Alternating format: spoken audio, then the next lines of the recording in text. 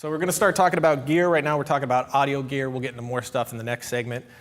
So audio, shotgun mic, obviously this is going to be your workhorse on production. This is your main bit of audio. We have, here Josh, you want to come up and actually help me so I'm not going back and forth. We have a Sennheiser MKH with us right now. This guy is pretty, do like a Vanna White for me. It's, oh, so nice. We have it in a windsock, which we'll talk about in a second.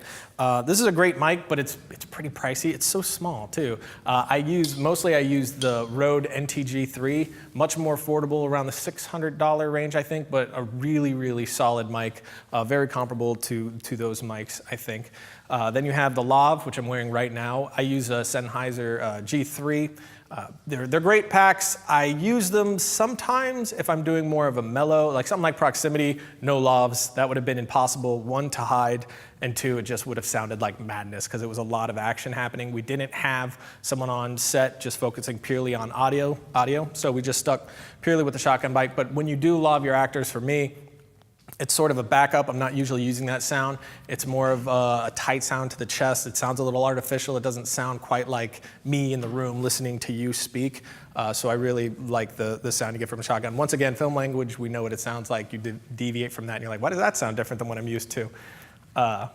Recorders, Zoom H4n, which I heard somebody talk about, right? Yeah, this is great for indie filmmakers. It's a great little recorder, super solid workhorse. I mean, I've worked with audio guys that actually just use this in a mixer. It sounds fantastic. And if you're just running gunning it by yourself, you can operate it by yourself. And it's really easy just to teach someone else real quick the things they need to know to operate it themselves. You can jump into bigger things like the sound devices system or Nagra or whatever, but those are pricey. You're getting into thousands of dollars at that point. Some accessories. We got a boom pole here. Vanna, can we see the boom pole? This is from Rode. I really like Rode gear. Once again, not paid to say these things. And on the boom pole, you have the different risers. You're going to set those up before you start a scene. You're not really going to start a scene like this. We'll get into that in a second. And what's great about a boom pole like this is if you have the XLR on the bottom, and then we move to the top to plug into your shotgun mic, so you're not getting that extra wire just draping over, which can be a real pain. Of course, you could just gaff that, but once you're moving the risers around, it can be a little bit of a pain, so that's kind of a time save. Then you have a windscreen or a windsock. We got a windsock here. Josh, can I see that one? Which we had on for a second. These are great, block sound, but if you want to go a step up, you have a blimp or a Zeppelin, which actually looks like that. And then on top of this, you'll put a dead cat.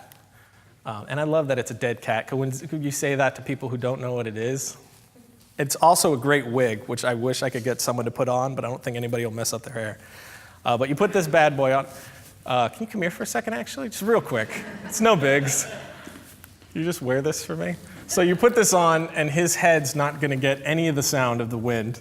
There we go. Let's just, like an old-timey judge. He looks like he's from Whoville, doesn't he, a little bit?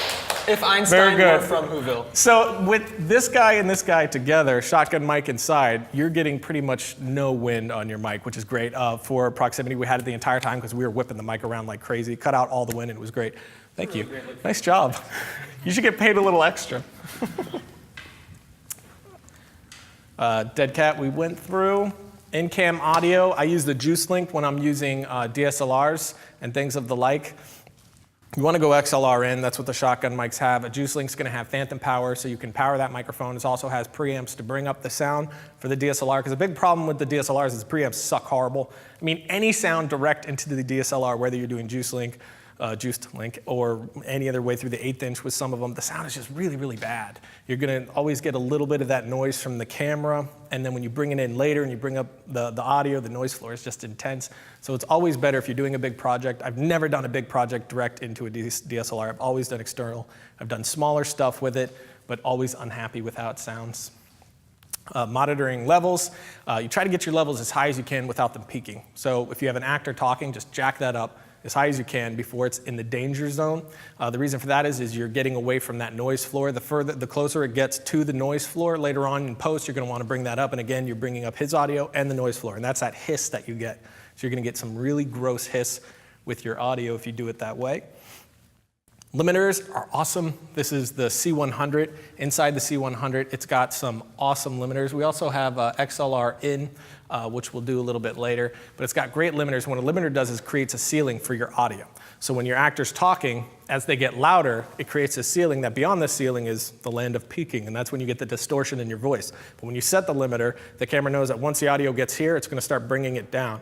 And beyond like screaming at the top of your lungs, a camera with great limiters like this one, or a recording device with great limiters, is going to be able to bring that down and save you from peaking. Because if you peak, if you distort the voice, you're done. There's no going back from that. You got to do ADR, and I hate ADR so much.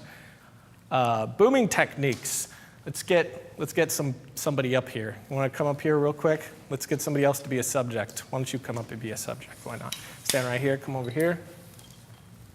Actually, you stand here. You come on over here. And you want to cam op for us real quick? So let's throw it on your shoulder. Grab this for me. What are you, left-handed or? Right-handed. This would be perfect. You booming? Yep. Let's get this on there.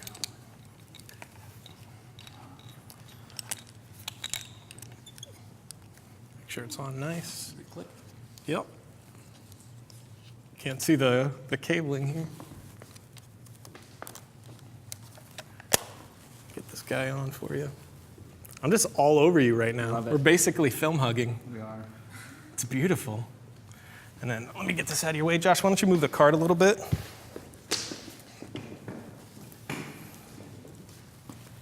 Do we got the EVF on? That's on. All right, get this on. Make sure we get a signal from this guy, Josh. And then just go ahead and come in this area here. And then you got that. Get the Zeppelin for him. All right, and then just frame him up, however. Give me like a medium close-up type shot. I can zoom you in just a touch. Just my focus. You got the tornado, the pull focus there? So you're gonna grab it right on the edge here. Got it. Yeah, there you go. So holding this, we'll talk about this rig a little later, but this rig is awesome because if you hold it right here on the horn, you can just move your hand around. It's not gonna change the focus, but once you put your fingers right up to there, it's gonna change the focus for you. It's a really, really great rig. Josh, you wanna wrangle this cable? Let's pull out a little bit to more of a, yeah, that's good. All right, and why don't you frame him right? All right, why don't you come over here and go ahead and boom him real quick. And what you're gonna do as a boom operator is you're gonna work with your cam op and you're gonna ask where your frame line is.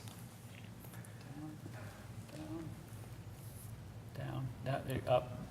There's your line right there.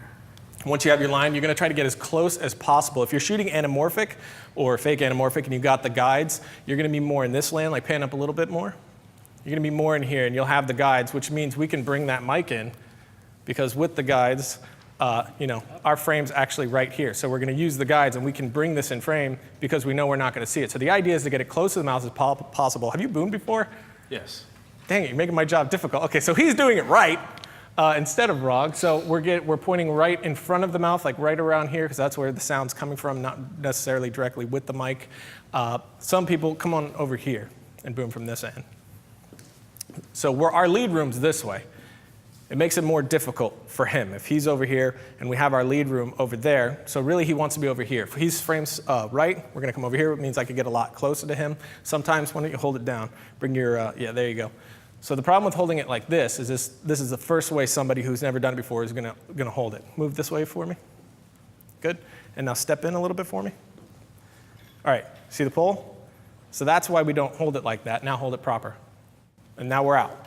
So if somebody's holding it like this, we're gonna wanna get it up there. The frame's gonna move around a little bit. Even if it's out of frame, all he has to do is just move a little bit, we're getting that pull. But if we're holding it up here, we're not getting that pull. So that's the reason we're getting this. You'll see a lot of guys who wanna drape it over your shoulder a bit. See a lot of guys doing that because it does get very tiring. That's a perfectly fine way to do it.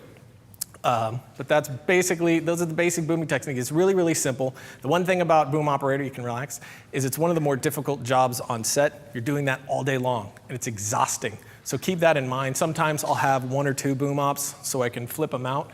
That way, it's not too difficult for them. Another way that you could do it is, you want to go underneath? I love this. You just know what all this stuff is. It's great.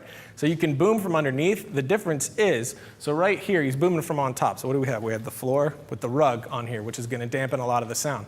we're booming from on top of him now, so the sound that he's projecting from his mouth is bouncing all around. I mean, you guys can hear the echo, right? So this echo is coming from all this concrete. We're bouncing it up, so this is going to get all that echo coming right back at the shotgun mic. So the way the shotgun mic works is everything in the front is what it's picking up. Everything in the back, it's not getting. So if you're talking, we might get a muffle, but we're not really getting it. We're getting whatever it's focused on. So if you boom from below, you've got to keep in mind what's behind him, what's actioning behind him. And I think we're good to go there. You can go ahead and put that down. Thank you. We can relieve you from your duties as cam off. Thank you, sir. Yep, got it.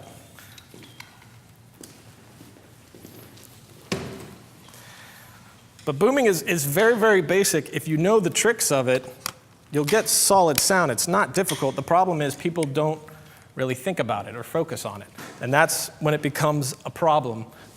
In shot, the boom op is getting tired, or you're not framing how you're supposed to frame your shots with the boom. But recording for post, 30 seconds of silence. You guys all know what 30 seconds of silence is? When you're in a location, and not just if you're in a house, you record it once. You're going to record it in every location. You're going to record 30 seconds to a minute of just pure silence, because there's no such thing as silence. There's always a sound. If we all go dead quiet right now, we're going to hear the air conditioning, we're going to hear something happening outside, whatever the noise that is happening in that room, that really slight noise that you never really think about until you got headphones on and you're worried about audio. Those birds chirping didn't exist in your mind 2 seconds ago until you're thinking about audio. So you want to grab 30 seconds of silence in every location that you go to. If we're in the living room, 30 seconds of silence. We move to the kitchen, 30 seconds of silence, because each of those are going to have a different character to it. There's no refrigerator in the living room. There is in the kitchen, and that has a very specific hum. You usually want to shut that off, but you get the point. And the other thing is keeping everyone preferably in the room that was there when you were shooting it, because all of our bodies in here is changing the character of sound in this room. So if we're all in here for the shooting, when we get 30 seconds of silence and everybody clears out, the character of the room has changed. So you want to try to keep everyone that was in the scene there. I'll usually do it for the last shot of the last scene. Just call 30 seconds of silence. Everybody just sits where they were. Do our 30 seconds of silence, moves on. For some reason, it feels like 30 minutes of silence whenever you do it. Everybody's just awkwardly just sitting there. It's awful. Grabbing Foley on location, I did this a ton for proximity and a little bit for Tell as well, because the dead girl or the girl in his mind in Tell, it just speaks in different points, these little whispers. And I got those whispers in those, my voice just cracked like a 12-year-old, in those moments. And I don't know, it really helps it to be in that moment. When you try to do ADR later in a studio, in this pattern studio, mixing it to be quite right, even on the pro level, can be problematic at times. And in proximity, in the forest that we were working, or wooded area, or whatever you want to call it, I would just run around with the Zeppelin because it's great. Can you hand me that? These are great because of the handles. And if you're running, which I was doing, it's not picking up that wind. And I'm just running, pointing it at my feet, looking like a psychopath with an H4N, just like this in the forest. But you're grabbing all that stuff that I can then give to my audio guy for later to mix in. And it's all the character of that actual environment.